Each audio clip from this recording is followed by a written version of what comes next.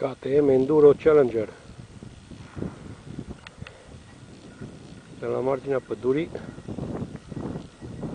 Urmează o urcare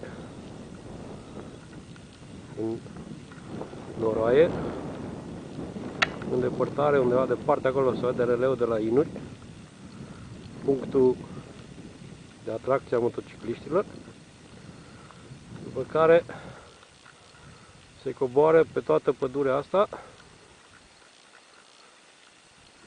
prin văi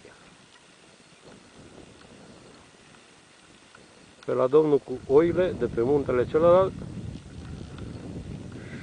și undeva în depărtare se vede Alba Iulia. O zi splendidă de primăvară, cam friguroasă, ce-i drept, dar nu plouă. Noroiul este la el acasă.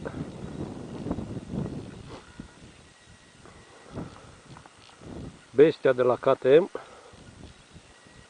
2 timp 60 de cai, distrugătoare.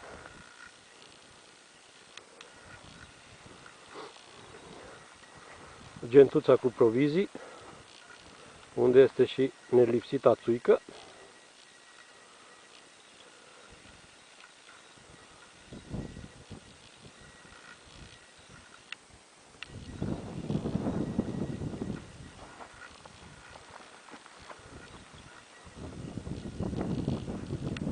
În rest, vă doresc o duminică plăcută.